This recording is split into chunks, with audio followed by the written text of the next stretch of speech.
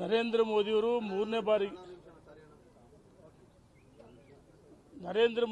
ಮೂರನೇ ಬಾರಿಗೆ ಪ್ರಧಾನಮಂತ್ರಿ ಆಗಬೇಕು. ವಿಶ್ವನೇ ಮೆಚ್ಚಿದ ಅವರ ನಾಯಕತ್ವವನ್ನು. ಒಂದು ಕಡೆ ಅಭಿವೃದ್ಧಿ, ಒಂದು ಕಡೆ ಆ ಭಾರತ ದೇಶ, ನಮ್ಮ ದೇಶ ಆರ್ಥಿಕವಾಗಿ ಬಹಳ ಹಿನ್ನಡೆ.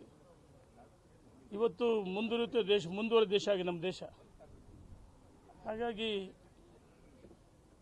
ಎಲ್ಲರೂ ಮೋದಿ ಪ್ರಧಾನಮಂತ್ರಿ ಆಗಬೇಕಂತೇಳಿ ಮತದಾರರ ಅಪೇಕ್ಷೆ ಇದೆ, ಎಲ್ಲ ಧರ್ಮದವರ ಅಪೇಕ್ಷೆ ಇದೆ, ಕಾರ್ಯಕರ್ತರ ಮುಖಂಡರ ಅಪೇಕ್ಷೆ ಇದೆ. ಕರ್ನಾಟಕದಲ್ಲೂ ಒಂದು ಹೊಸ ಬದಲಾವಣೆ. ವಿಜಯೇಂದ್ರ ಯಡಿಯೂರಪ್ಪನವರು ರಾಜ್ಯದ ಅಧ್ಯಕ್ಷರ ಮೇಲೆ ಮಿಂಚಿನಂತೆ ಕಾಲಿಗೆ ಚಕ್ರವನ್ನು ಕಟ್ಟಿಕೊಂಡು ತಂದೆಯವರು ಯಾವ ರೀತಿ ಓಡಾಟ ಮಾಡಿದ್ರು, ಸನ್ಮಾನ್ಯ ನಾಯಕರು ಯಡಿಯೂರಪ್ಪನವರು ಅದೇ ರೀತಿ ಓಡಾಟ ಮಾಡ್ತಾರೆ.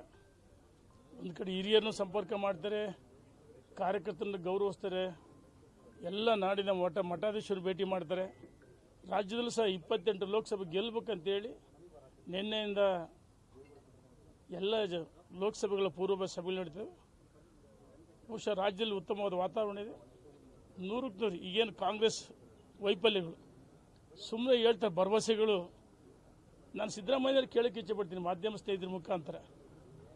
ಒಂದು ಕಡೆ ರಾಯರೆಡ್ಡಿ ಅವರು ಮೊನ್ನೆ ಹೇಳಿದ್ದಾರೆ, ಅವ್ರ ಆರ್ಥಿಕ ಸಲಹೆಗಾರರು 58-50 ಸಾವಿರ ಕೋಟಿ ಅಂತ ಹೇಳ್ತಿರಲ್ಲ, ಇದು ನಿಮ್ಮ ಗಮನದಲ್ಲಿರಲಿಲ್ಲ.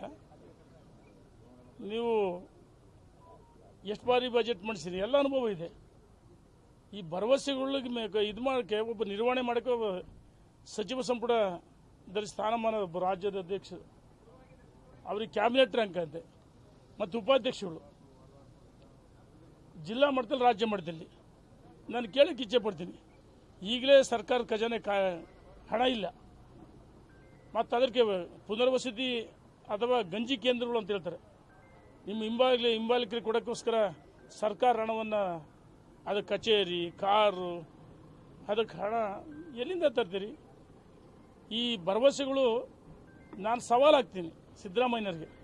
ಬನ್ನಿ ಗ್ರಾಮೀಣ ಪ್ರದೇಶಕ್ಕೆ, ನಿಮ್ಮ ಶಕ್ತಿ ಯೋಜನೆ ಎಲ್ಲಿದೆ? ಎಲ್ಲ ನ್ಯಾಷನಲ್ ಹೈವೇ, ಸ್ಟೇಟ್ ಹೈವೇದಲ್ಲಿ ಮಾತ್ರ ಬಸ್ಗಳು ಓಡಾಟ ಮಾಡ್ತದವೆ. ಗ್ರಾಮೀಣ ಪ್ರದೇಶದಲ್ಲಿ ಬಸ್ಗಳದಾವ? ಶಾಲಾ ಕಾಲೇಜು ಮಕ್ಕಳಿಗೆ ಓಡಾಡಕ್ಕೆ ಬಸ್ಗಳೇ ಇಲ್ಲ. ಗ್ರಾಮೀಣ ಪ್ರದೇಶದಲ್ಲಿ ಎಲ್ಲಿ ಬಸ್ ಸಾರಿಗೆ ವ್ಯವಸ್ಥೆನಿಲ್ಲ.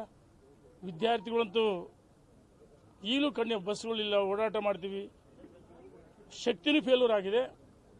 ಮತ್ತು ಗೃಹಲಕ್ಷ್ಮಿ 100ಕ್ಕೆ 100 ವಿಫಲವಾಗಿದೆ. ಇದು ಸಂಪೂರ್ಣ ಫೇಲ್ಯೂರ್ ಆಗಿದೆ.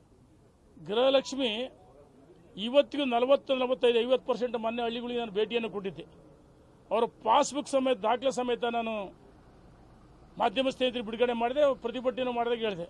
ಗೃಹಲಕ್ಷ್ಮಿ ಎಷ್ಟೋ ಜನ ಮಹಿಳೆಯರಿಗೆ 55% ಮಹಿಳೆಯರಿಗೆ ಗೃಹಲಕ್ಷ್ಮಿ ಸಿಕ್ಕೇ ಅಲ್ಲ. ತಾಂತ್ರಿಕ ತೊಂದರೆ ಅಂತ ಹೇಳ್ತೀರಿ, ಯಾಕೆ ಸುಳ್ಳು ಹೇಳ್ತೀರಿ ಸಿದ್ದರಾಮಯ್ಯನವರೇ? ಹಣಕಾಸಿಲ್ಲ ಅಂತ ಹೇಳ್ರಿ. ಲಕ್ಷ್ಮೀ ಹೆಬ್ಬಾಳ್ಕರ್ ನಮ್ಮ ಸಹೋದರಿ, ಒಬ್ಬ ಮಹಿಳಾ ಸಚಿವೆ. ಗೃಹಲಕ್ಷ್ಮಿ ಭಾಳ ಚೆನ್ನಾಗಿ ಇವರು ವರ್ಣನೆ ಮಾಡ್ತಾರೆ, ಫೇಲ್ಯೂರ್ ಆಗಿದೆ. ಗೃಹ ಜ್ಯೋತಿ ಸಂಪೂರ್ಣ ಫೇಲ್ಯೂರ್ ಆಗಿದೆ. 10 ಕೆಜಿ ಅಕ್ಕಿ ಹಿಂಗೆ ಒಂದು ಹೇಳಿದ್ರು. 3 ಕೆಜಿ ಅಕ್ಕಿ ಕೊಡ್ತಾರೆ. ನರೇಂದ್ರ ಮೋದಿ ಕೊಟ್ಟಂತಹ 3 ಕೆಜಿ, 5 ಕೆಜಿ ಅಕ್ಕಿ ಕೊಟ್ಟರೆ 3 ಕೆಜಿ ಕೊಡ್ತೀರಿ, 2 ಕೆಜಿ ರಾಗಿ ಕೊಡ್ತೀರಿ. 174 ರೂಪಾಯಿ ಯಾರಿಗೆ ಕೊಡ್ತೀರಿ? 5 ಕೆಜಿ ನಿಮ್ಮ ಸಂಪೂರ್ಣ ಫೇಲ್ಯೂರ್ ಆಗಿದೆ. ಮತ್ತು ವಿದ್ಯುತ್ ದರ ಅಂತೂ 1ಕ್ಕೆ 4 ಪಟ್ಟು ಜಾಸ್ತಿ ಆಗಿದೆ. ರಾಜ್ಯದಲ್ಲಿ ಸರ್ಕಾರ ಸಂಪೂರ್ಣ ವಿಫಲವಾಗಿದೆ, ಟೇಕಪ್ ಆಗಿಲ್ಲ. ಲೋಕಸಭೆಯಲ್ಲಿ ನಿಮಗೆ ತಕ್ಕ ಪಾಠ ಕಲಿಸ್ತಾರಂತೆ ಸರ್ಕಾರಕ್ಕೆ ಎಚ್ಚರಿಕೆ ಕೊಡ್ತೀನಿ. ನಾನು ಲೋಕಸಭೆ ನೋಡೋಣ, ಬಹಿರಂಗವಾಗಿ ಯಾವುದು ಚರ್ಚೆ ಮಾಡೋಕ್ಕೆ ಇಚ್ಛೆ ಪಡಲ್ಲ. ಎಲ್ಲ ನಮ್ಮ ರಾಜ್ಯದ ಅಧ್ಯಕ್ಷ ಸನ್ಮಾನ್ಯ ವಿಜಯೇಂದ್ರ ಯಡಿಯೂರಪ್ಪನವರು, ನಮ್ಮ ವರಿಷ್ಠರುಗಳು ಉಪಸ್ಥಿತರಿದ್ದರು. 28 ಲೋಕಸಭೆ ಗೆಲ್ಲಬೇಕು.